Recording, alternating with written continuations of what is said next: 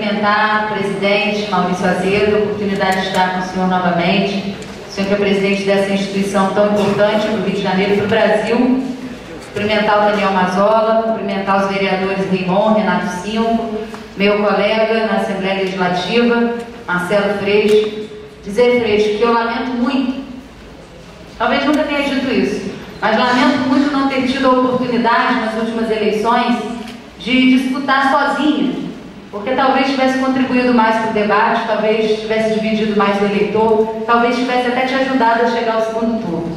Mas a conjuntura partidária e política não me permitiu. Queria agradecer ao Comitê Popular da Copa pelo convite para estar aqui hoje. E a pergunta, né, da reunião de hoje é: qual é o legado da Copa? Eu olhei alguns números, vereador Raimon, e a gente começa a fazer um histórico nesse momento, quando a gente se para fazer essas perguntas, e me recordei que no ano de 2007, quando foi anunciado que o Brasil sediaria a Copa do Mundo, naquele momento foi dito que a iniciativa privada seria responsável por bancar a construção e a reforma dos estádios, e que caberia ao poder público investir nos projetos de infraestrutura. Hoje o que nós vemos é exatamente o contrário: poder público investindo nos estádios e os projetos de infraestrutura sendo colocados de lado. Lembro também que em 2007 a CBF anunciou que o custo com a reforma e construção de 12 estádios seria de 1 bilhão e 900 milhões. Hoje nós já estamos perto dos 7 bilhões de reais. Então eu acho que esse é um dado importante quando a gente começa a pensar em qual é verdadeiramente o legado da Copa. Até porque, Maurício, muitos desses estádios, alguns deles têm o risco de se tornarem verdadeiros elefantes brancos. É o caso do estádio da Amazônia, é o caso do estádio Arena, em Cuiabá, é o caso do estádio Mané Garrincha, em Brasília, o estádio que vai sediar a abertura da Copa das Confederações e que está sendo finalizado agora com capacidade de 70 mil pessoas.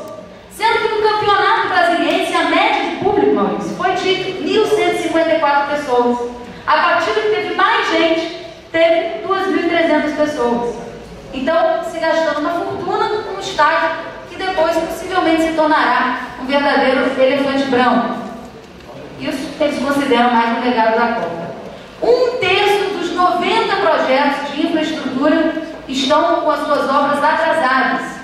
E, vereador Raimon, 8 projetos de mobilidade urbana foram simplesmente excluídos do calendário de responsabilidade do governo porque não ficariam prontos a tempo.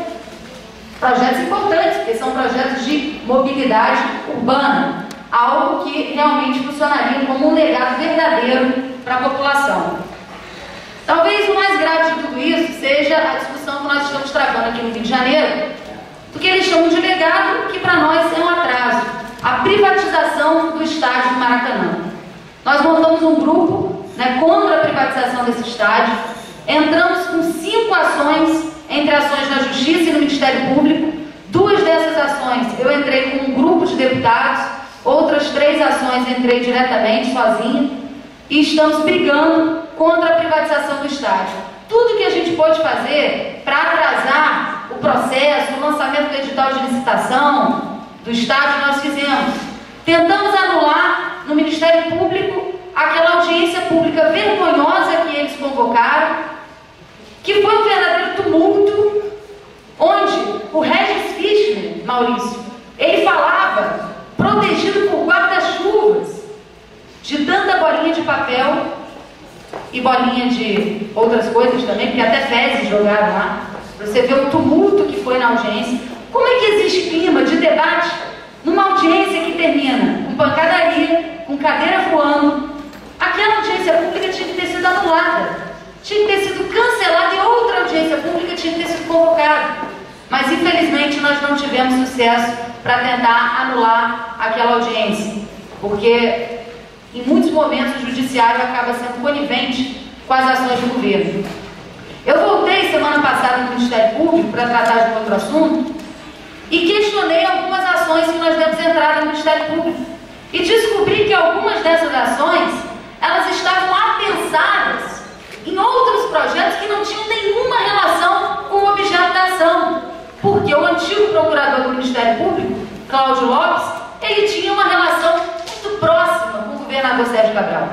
e impedia que o Ministério Público pudesse abrir ação civil pública, impedia que as investigações ocorressem naturalmente dentro do Ministério Público.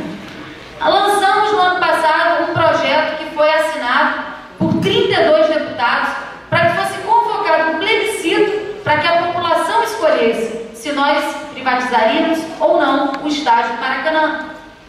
Um projeto de plebiscito, pela Constituição Estadual, ela tem uma tramitação diferenciada dentro da Assembleia Legislativa.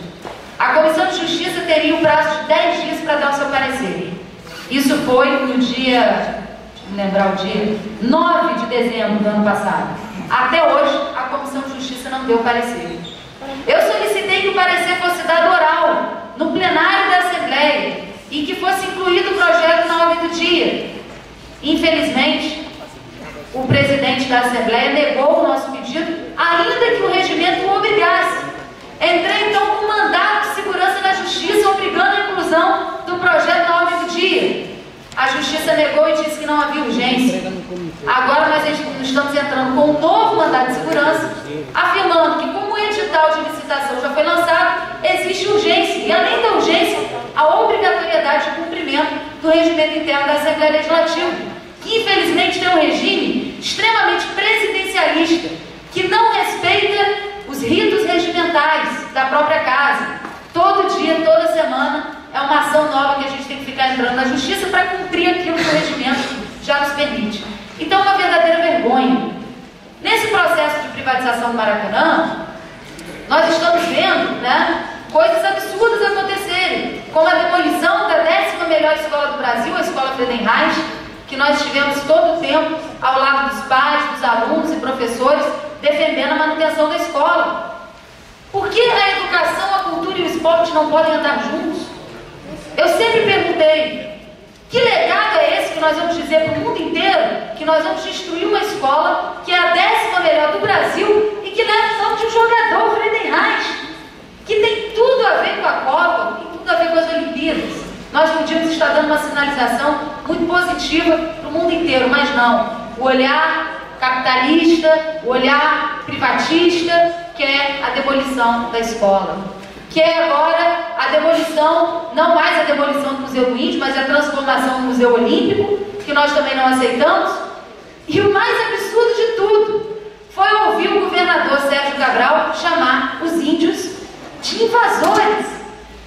Talvez a maior ironia dita pelo governador dos estados, logo os índios é que são os invasores.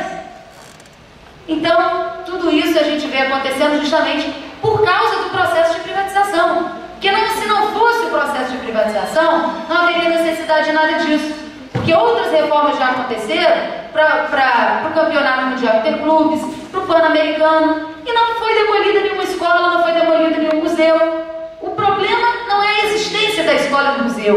O problema é que quem vai assumir a administração do Maracanã não quer dentro do seu espaço uma escola e um museu. Agora, o novo edital lançado, o edital finalmente lançado, que tem diferenças da minuta do edital, publicado no passado, ele reduz o valor da outorga que será paga pelo novo concessionário. Antes seria de 7 milhões por ano e agora passa a ser de 4,5 milhões ano. E eles ainda justificam que a redução da outorga tem relação direta com as obras que o novo concessionário terá que fazer. Mas veja bem que obras são essas. Ele será obrigado a destruir o Célio de Barros, demolir o Júlio Delamare, construir um estacionamento, construir um mini shopping. Na verdade, ele vai demolir 2 equipamentos esportivos importantes de inclusão social da cidade para construir algo que será benéfico e rentável para ele que vai ser o concessionário, porque o estacionamento vai render lucro e mais. O edital ainda diz que quem terá direito ao estacionamento é aquele torcedor premium. Não é nem qualquer pessoa que vai poder utilizar o estacionamento do Maracanã. É só o torcedor premium que vai pagar muito mais caro para ir ao estádio. Um verdadeiro absurdo. O edital ele também faz uma mudança muito grave em relação à minuta, porque agora o edital permite que o concessionário seja uma empresa de outro país, uma empresa estrangeira, coisa que não era permitida antes na minuta. esteja associada a uma empresa brasileira. Ela pode simplesmente comandar a administração da arena sozinha. Então, um verdadeiro absurdo.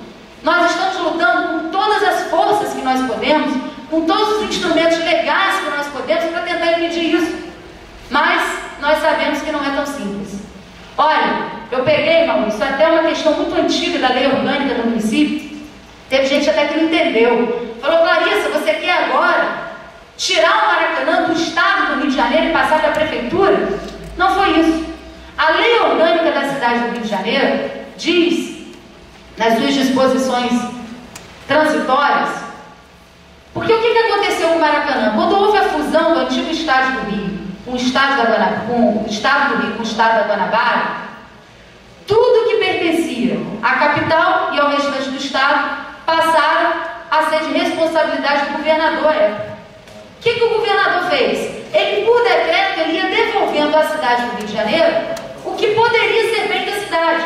Então ele pega e faz um decreto: agora os logradouros da cidade passam a pertencer ao município do Rio de Janeiro. Agora os hospitais tais passam a ser administrados pelo município do Rio de Janeiro. Ele decide o que vai ser do município e o que vai pertencer ao novo estado do Rio de Janeiro, formado pela lei da fusão. Uma lei que foi autoritária, imposta, que deveria depois ter sido referendada com votação popular, que não foi. E nessa distribuição dos bens, ele fica com o Teatro Municipal, ele fica com o estádio do Maracanã, que foi construído na época com dinheiro da cidade do Rio de Janeiro, que era a prefeitura da capital. E então, o que diz a lei orgânica do município? Que o prefeito do Rio de Janeiro deveria, por ato administrativo ou até mesmo na justiça, reaver o estádio do Maracanã, o Teatro Municipal e todos os bens que ele perdeu com a lei da fusão. Acontece que nenhum prefeito até hoje, que passou pela cidade do Rio, cumpriu a lei maior do município. Nós queremos apenas, com isso, tentar atrasar o edital de licitação. Por quê? Porque se a nossa tese for comprovada e a Procuradoria do município ela não pode se negar a cumprir a lei maior do município, o Estado não pode privatizar um bem que não pertence a ele. E aí o processo teria que iniciar todo novamente e nós ganharíamos mais tempo com isso. Esse é o objeto dessa ação, que estava parada no Ministério Público até semana passada, porque o antigo Procurador-Geral apensou essa representação com uma outra que não tinha nenhuma relação com isso. E nós só descobrimos isso agora com a entrada do novo Procurador-Geral, que nos deu parecer sobre o andamento do processo. Na sede da Copa, em 2007, e até o dia de hoje. E para que a gente tenha a verdadeira dimensão do que estão fazendo os nossos representantes do Estado, da capital, vendendo o Rio de Janeiro, entregando o Maracanã de graça, de bandeja, pode ser agora que esteja entregando até para uma empresa estrangeira. E nós só conseguiremos mudar essa situação com o apoio de vocês. Por isso eu acho que o Comitê Popular da Copa e das Olimpíadas ele é extremamente importante. A participação popular ela é extremamente importante, porque nós, parlamentares, nós também temos as nossas limitações. Nós brigamos judicialmente, mas também temos as nossas limitações. Então, para que a gente se torne mais forte e a nossa representação possa ser mais forte, é importante que a sociedade esteja mobilizada e que juntos nós possamos impedir esse que será um dos piores legados da Copa do Mundo, que é a privatização do estádio do Maracanã. Muito obrigada pelo convite para estar aqui hoje e parabéns a cada um de vocês que numa quinta-feira à tarde se dispôs a estar aqui discutindo esse que é um tema tão importante para a nossa cidade. E encerrando, eu queria, Daniel, me desculpar pelo atraso, porque eu estava numa comissão da Assembleia Legislativa, onde eu fui eleita agora presidente da Comissão de Assuntos Municipais e Desenvolvimento Regional. Não sou eu que marco o horário, o horário foi marcado, eu fui obrigada a estar lá. Então, me desculpar por isso e colocar também o nosso trabalho da comissão à disposição da ABI, à disposição do Comitê da Copa e de cada um de vocês.